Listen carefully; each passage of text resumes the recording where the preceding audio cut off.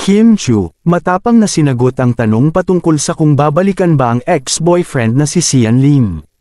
Isang matinding hindi ang natanggap ng mga press nang tanungin nila si Kim Chu kung papayag pa itong makipagbalikan sa ex-boyfriend niyang si Sian Lim.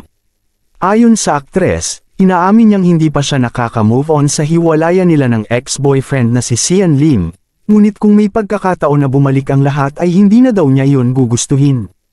Aminado si Kim Chu na hindi madaling mawala ang feelings na naramdaman niya sa kanyang ex-boyfriend dahil hindi naman biro ang almost 12 years nila na pagsasama. May mga balita kasing nagsisisi si Sian Lim sa kanilang hiwalayan at kinukumusta ang Chinite princess. Sa isang exclusive interview ng press kasi kay Sian Lim, bagamat tapos na ang lahat sa pagitan nila ni Kim Chu ay hindi niya sinisirado ang posibilidad na magkamabutihan sila muli. Nagtaka nga ang netizens sa pahayag na ito ni Sian Lim, dahil balitang naikasal na ito sa kanyang bagong pinalit na girlfriend na si Iris Lee. Masyado kasing mabilis ang pangyayari sa kanilang dalawa kaya naman mayroong pagdadalawang isip si Sian Lim.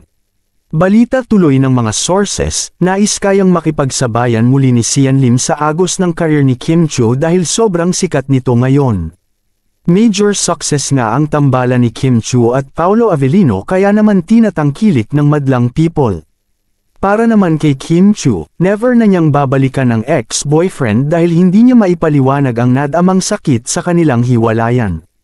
Emosyonal nga ang aktres na sinabi na hindi niya akalain na magiging patok pa siya sa mga netizens.